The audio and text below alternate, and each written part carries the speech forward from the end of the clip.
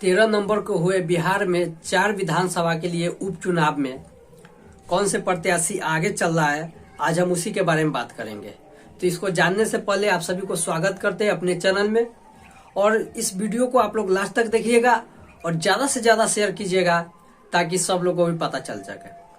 तो आइए स्टार्ट करते हैं वीडियो को और जानते हैं कि बिहार में जो 4 सीटों के लिए उपचुनाव हुए हैं उसमें कौन से प्रत्याशी आगे चल रहा है और कौन जीत सकता है। इसको हम एग्जिट पोल कह सकते हैं, पूर्वानुमान कह सकते हैं, या अनुमान कह सकते हैं कि हम सिर्फ यह अनुमान लगा रहे हैं, ना कि यह कोई फिक्स है कि यही कैंडिडेट जीतेगा। हम अपना अनुमान लेकर आ गए हैं। तो जो 4 सीट पे चुनाव हुआ उसमें है इमामगंज, बेला, तरारी और एक सीट जो है वह रामगढ़ सीट है। तो आज हम जानेंगे कौन से प्रत्याशी आगे चल रहा है, किसको जीतने की संभावना है। तो चलिए स्टार्ट करते हैं और जानते हैं। सबसे पहले जानते हैं इमामगंज के बारे में। तो आपको बता दूं वहां से मुख्य रूप से दीपा मांझी एनडीए की तरफ से हम का कैंडिडेट है, वही रोशन मांझी महागठबंधन की तरफ से आरजेडी का कैंडिडेट है, वही जितेंद्र पासवान जो कि जन सुराज प्रशांत किशोर वाली पार्टी का कैंडिडेट है। अब देखेंगे कि यह तीनों में कौन सा आगे चल रहा है। तो सबसे पहले आपको थोड़ा सा बता दूं दीपा मांझी के बारे में। दीपा मांझी के बारे में थोड़ा सा नकारात्मक खबर फैल गया था। वहां पे काफी लोग नाराज चल रहे थे दीपा मांझी को लेकर कि उसको हम वोट नहीं देंगे। लेकिन दीपा मांझी के जो पति संतोष सुमन है वह फील्ड में उतरे और जो वहां के वोटर थे, जो उसको मनाए, उसको समझाए और उसको बुझाए और अपना पक्ष में वोटिंग करवाए। इमामगंज सीट वैसे भी खास हो जाता है क्योंकि वहां से जीतनराम मांझी विधायक हुआ करते थे, अभी जो कि सांसद बन गए हैं। तो तीनों कैंडिडेट में, रोशन मांझी में, जितेंद्र पासवान में और दीपा मांझी में, आपको बता दूं वहां फिर से दीपा मांझी को जीतने की उम्मीद है। तीनों कैंडिडेट में, मुख्य रूप से तीनों कैंडिडेट में दीपा मांझी आगे चल रही है। यह एक अनुमान है, यह मेरा कहा हुआ कोई सत्य नहीं हो सकता है, यह हम एक अनुमान लगा रहे हैं। तो आप जान गए इमामगंज के बारे में। इमामगंज में दीपा मांझी आगे चल रही है, उसको जीतने की संभावना है। अब आगे चलते हैं, रामगढ़ विधानसभा के बारे में जानते हैं। वहां से कौन से कैंडिडेट आगे चल रहे हैं और किसको जीतने की संभावना है। तो आपको बता दूं रामगढ़ में अशोक सिंह बीजेपी से चुनाव लड़ रहे हैं एनडीए की तरफ से, वही अजीत सिंह आरजेडी की तरफ से चुनाव लड़ रहे हैं महागठबंधन की ओर से, वही सुशील कुशवाहा जो कि जन सुराज से चुनाव लड़ रहे हैं। 2 राजपूत एक कुशवाहा के बीच में टक्कर है। अब इसमें देखना दिलचस्प होगा कि कौन यहां से चुनाव जीत पाता है। वैसे आपको बता दूं वहां पे राजपूत वोट टूटा नहीं है, जितना भी राजपूत वोट है वह बीजेपी के पक्ष में गया है। कुशवाहा वोट भी वहां का टूटा नहीं है, वो भी बीजेपी के पक्ष में ही गया है। कहने का मतलब एनडीए के पक्ष में ही गया है वहां का वोट। जन सुराज थोड़ा सा घाटा नुकसान कर सकते हैं, सुशील कुशवाहा थोड़ा सा घाटा नुकसान कर सकते हैं।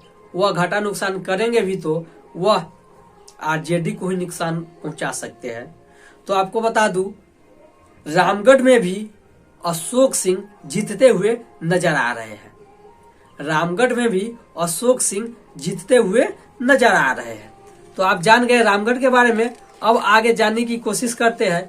जो आगे बचता है वह बचता है तरारी। आइए तरारी में भी जान लेते हैं। आपको बता दूं तरारी में विशाल प्रसाद जो कि बीजेपी की तरफ से चुनाव लड़ रहे हैं, राजू यादव जो कि भाकपा माले से चुनाव लड़ रहे हैं, वही किरण देवी जो कि जन सुराज की तरफ से चुनाव लड़ रहे हैं। तो यहाँ भी जो कि विशाल प्रसाद जो चुनाव लड़ रहे हैं, तरारी में भी बीजेपी आगे चल रही है, विशाल प्रशांत आगे चल रही है। विशाल प्रशांत को जीतने की प्रबल संभावनाएं हैं। यह एक उम्मीद जता रहे हैं, यह एक अनुमान लगा रहे हैं।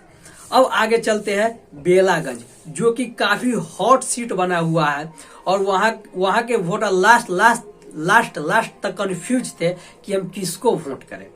तो वहां पे बेलागंज में कौन कौन से चुनाव लड़ रहे हैं सबसे पहले यह जान लेते हैं। तो आपको बता दूं, मनोरमा देवी जो कि जेडीयू की तरफ से चुनाव लड़ रही है, वही विश्वनाथ यादव जो कि आरजेडी की तरफ से चुनाव लड़ रहे हैं, अब मोहम्मद अमजद जो कि जनसुराज से चुनाव लड़ रहे हैं।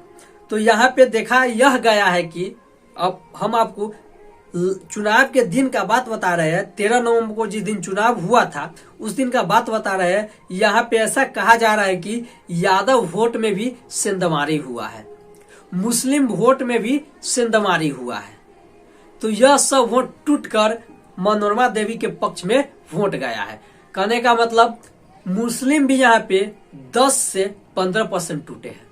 10-15% नहीं कह सकते, लेकिन कुछ मुस्लिम वोट भी टूटे हैं और कुछ यादव वोट भी टूटे हैं जो कि मनोरमा देवी को वोट कर दिए हैं।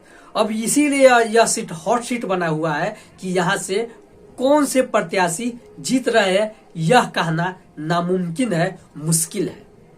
यह कहना मुश्किल है। कई सर्वे में ऐसा बताया जा रहा है कि यहाँ से मनोरमा देवी जीत सकती है और कई सर्वे में ऐसा बताया जा रहा है कि यहाँ से आरजेडी प्रत्याशी विश्वनाथ यादव जीत सकते हैं। और मेरा अनुमान क्या है वो अभी मैं आपको बता देता हूँ। मेरा अनुमान यह है कि यहाँ से फिर से एक बार विश्वनाथ यादव जीतते हुए नजर आ रहे हैं। यहाँ से फिर से विश्वनाथ यादव जीतते हुए नजर आ रहे हैं। यह मेरा अनुमान था। और आप लोगों का ये चारों बिहार में जो चारों सीट है इसका आप लोगों का क्या अनुमान है प्लीज कमेंट करके जरूर बताइएगा। कौन से प्रत्याशी कहां से जीत रहे हैं। फिलहाल जो मेरा अनुमान था वह मैं अपना अनुमान आप लोगों के साथ शेयर किया हूं। तो चलिए, उम्मीद करते हैं यह वीडियो आपको अच्छा लगा होगा। प्लीज अच्छा लगे तो ज्यादा से ज्यादा शेयर करें, ज्यादा से ज्यादा वीडियो को वायरल करवाएं और आपका क्या राय है कमेंट करके जरूर बताइएगा। चलिए मिलेंगे फिर एक नए वीडियो में, तब तक के लिए जय हिंद।